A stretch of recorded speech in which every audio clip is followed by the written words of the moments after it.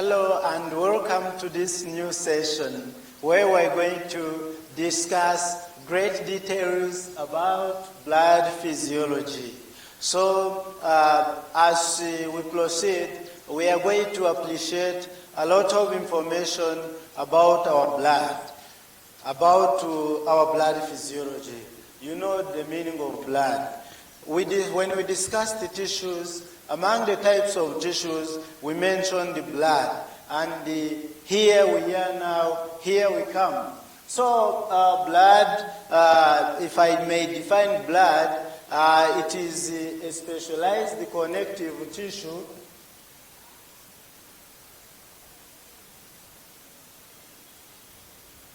Blood is a specialized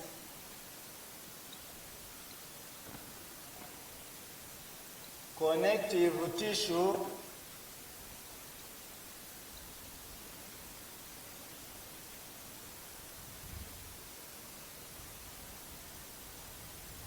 that flows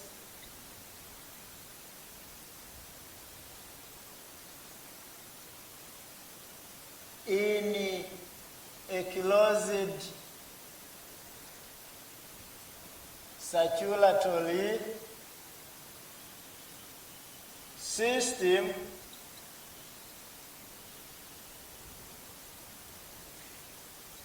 with the cells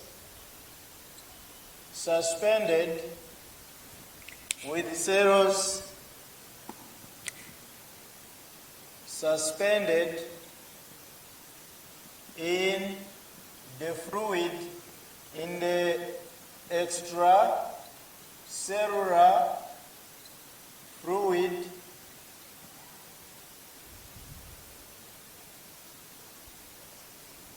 that is called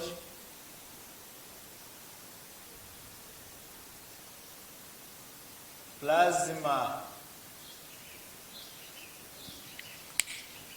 So within the blood, blood is a connective tissue, is a specialized connective tissue that flows in a closed circulatory system with the cells suspended in the extracellular fluid that is called plasma.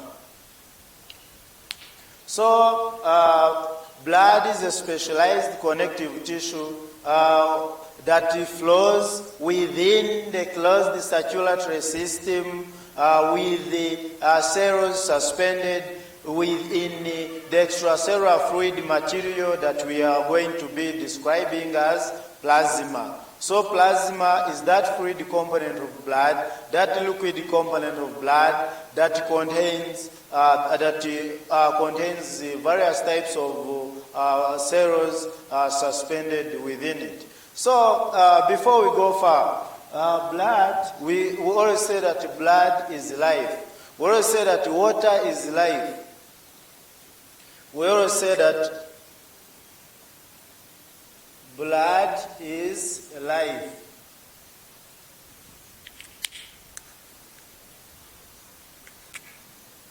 Water is life. So when you look, of course, when we are describing some situations where we have to make tough decisions, we always say that blood is thicker than water. For example, I might be having disagreements with maybe my elder brother, my young brother, my sister, and even when it necessitates me to harm him or her, I end up actually reversing that decision with immediate effect, and we solve our differences amicably. Because we say that, yes, I rather have my brother, my sister, when we are not in good terms, but as long as both of us are alive. That's when we say that blood is thicker than water. Sometimes, of course, in our institutions we have issues of corruption.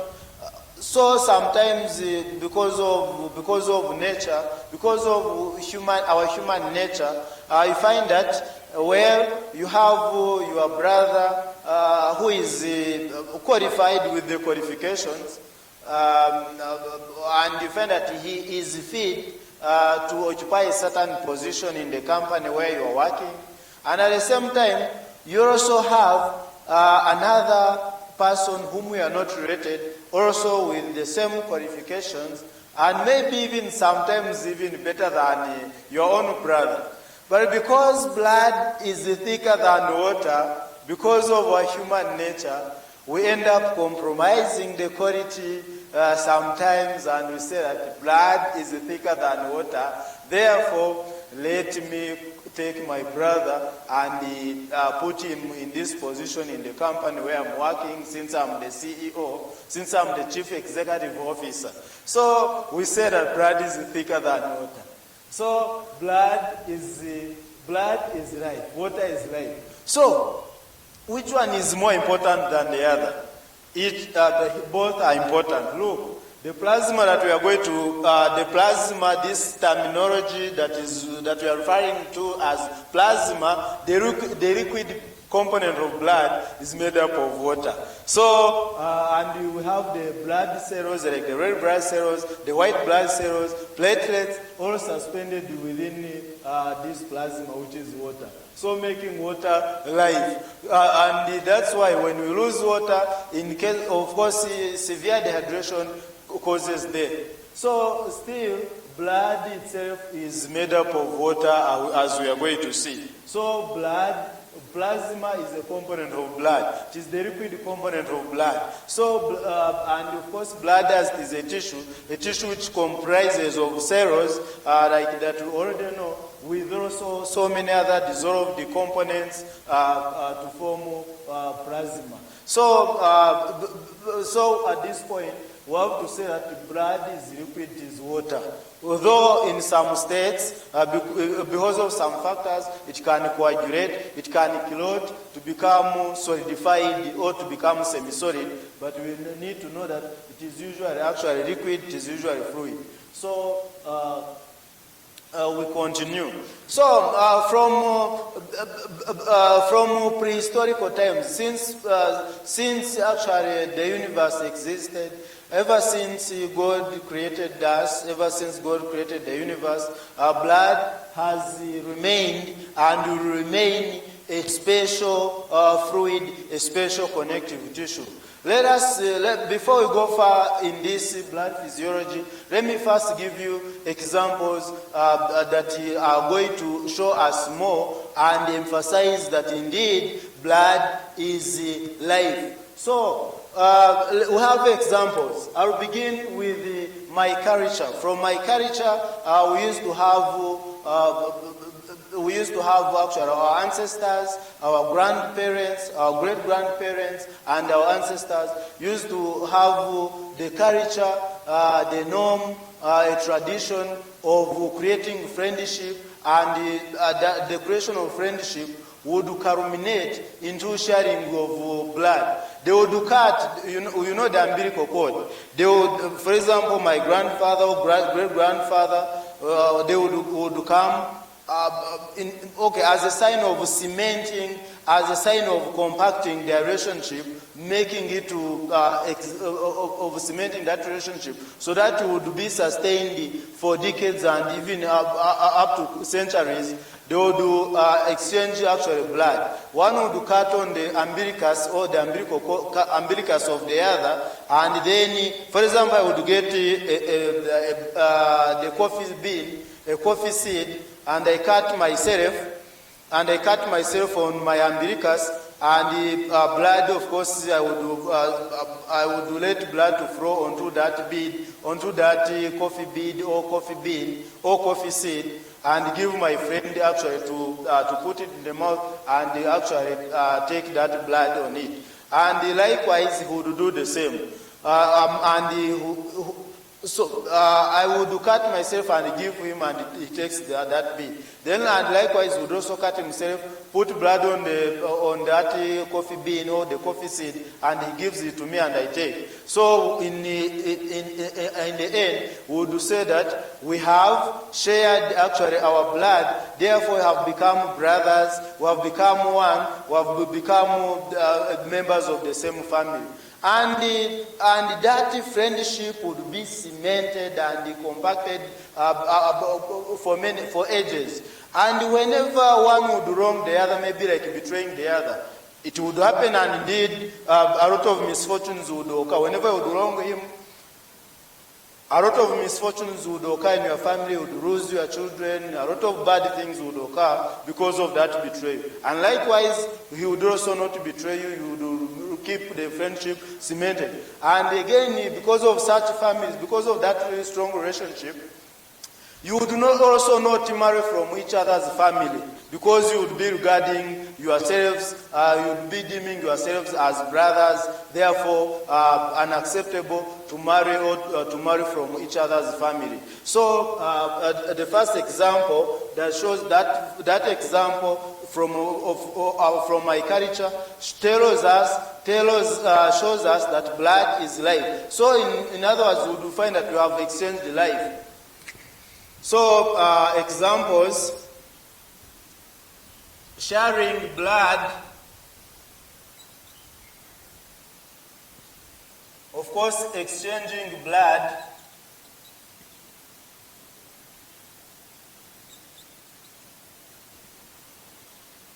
by ingestion, by swallowing, by ingestion on coffee beans, or seeds. So this was embedded in our culture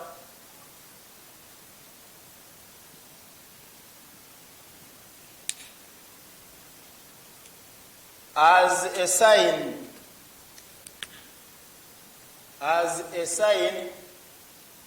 of perpetual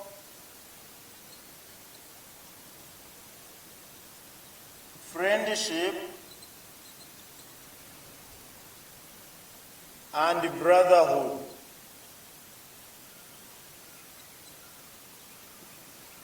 So these days, the culture of sharing, exchanging blood on the coffee beans has been abandoned because of various infectious diseases like human immunodeficiency disease and the acquired immunodeficiency syndrome, that is HIV, stroke, AIDS. So because of some of those diseases, some of those infectious diseases, the culture has been abandoned. But in some places, I think it still happens. Also, we are in the era where viral infections like hepatitis B is prevalent in many parts of our nation. Therefore, people no longer actually, many cultures in Africa, in our African setting, no longer practice these rituals and norms and traditions of sharing blood on coffee beans, of exchanging blood on coffee beans, because of some of those factors. Then we have also other examples.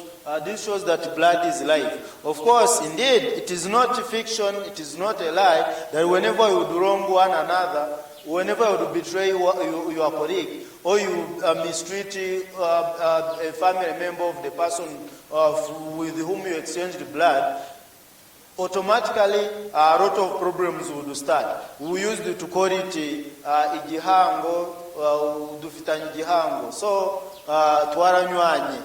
So that shows that blood is life. Blood is life. So which other example? In the Bible, not only in the Bible actually, in the Bible, in the holy books, generally in the holy books, in the Torah, the Holy Bible, the Quran, and so many other holy books, that we read depending on the various faith that we subscribe to. You know, those holy books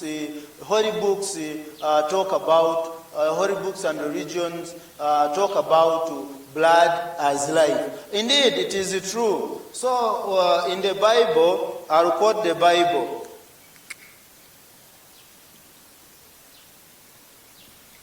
In the Bible, blood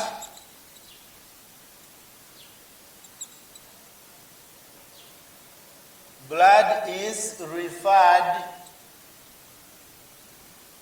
to as a great sacrifice.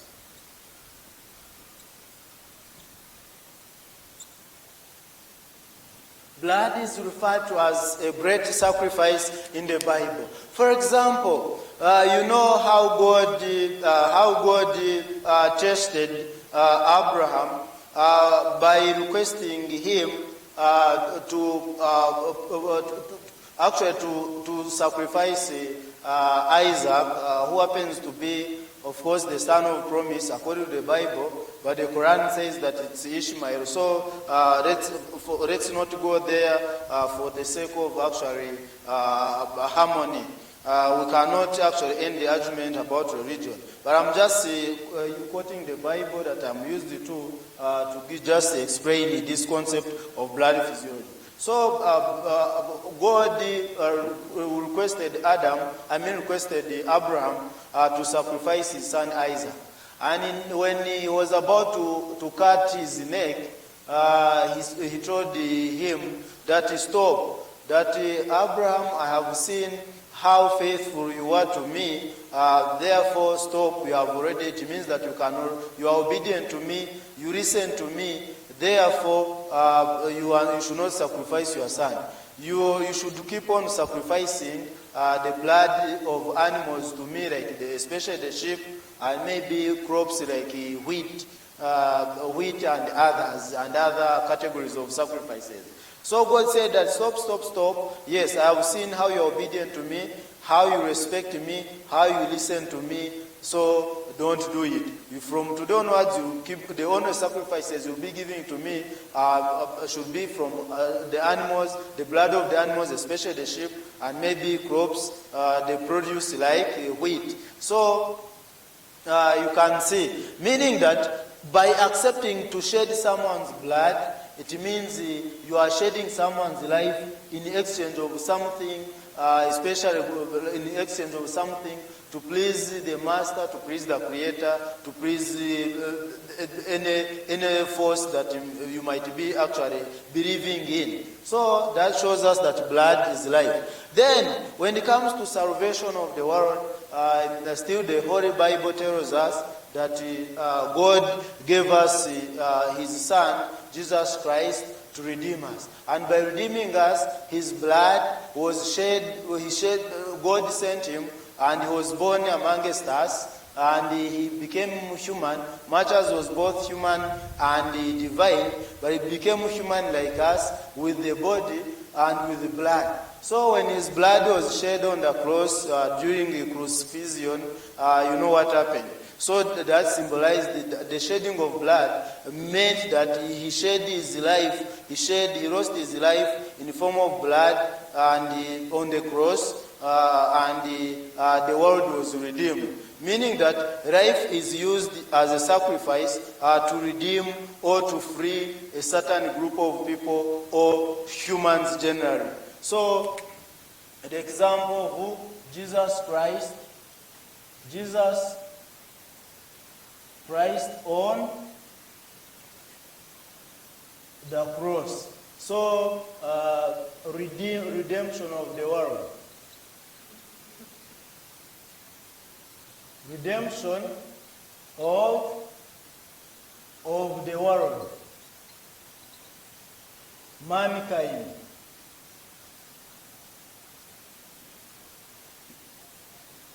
So this is an example of Jesus Christ on the cross. His blood was shed.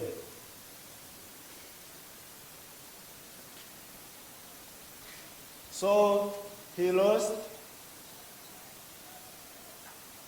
his life to save all of us as the world. So this shows that blood is life. So it was blood is life. It is used as a sacrifice. So that's why, of course, even in the power of darkness, you hear that you hear in the power of darkness, in the devilish powers, they say that blood. We hear that they are sacrificing human beings. By taking blood from them. So everywhere, blood, blood, blood, blood. So then also in freedom, when we also other examples, I'll give you like in fighting for freedom. Fighting for freedom and independence.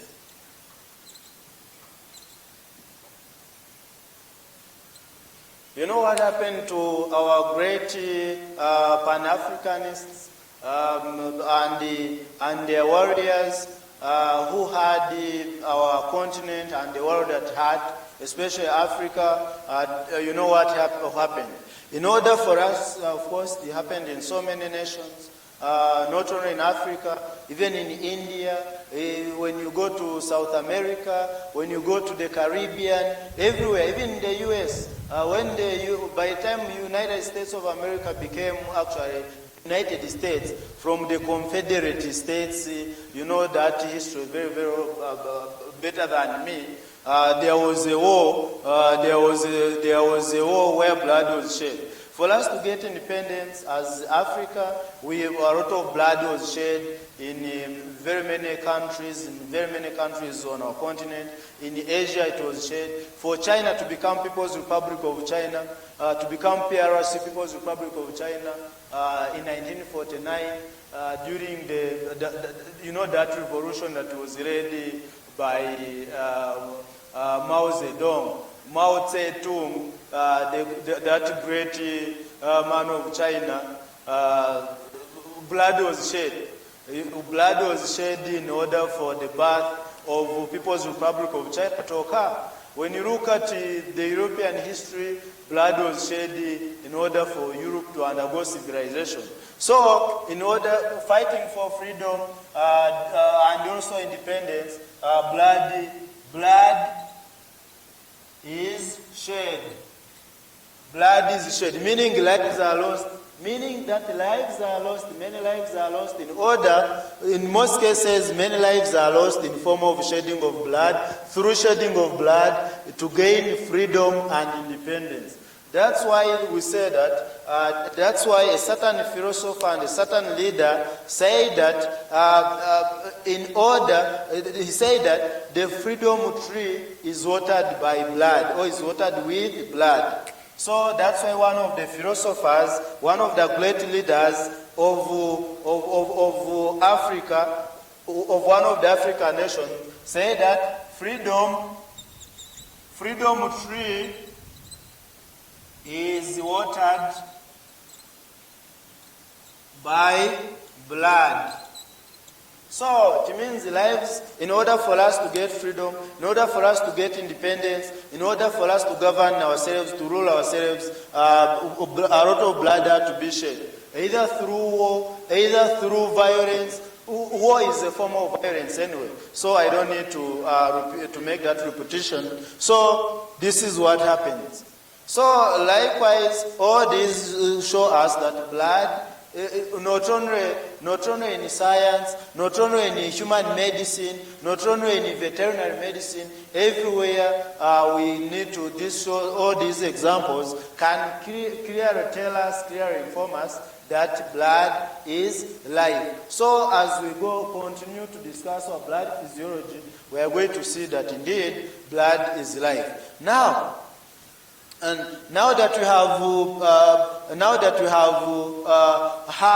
have looked at these examples, allow me to give you the relevant examples, the examples that are relevant to medicine, examples that are relevant to medical sciences. Now we go. Everything that we eat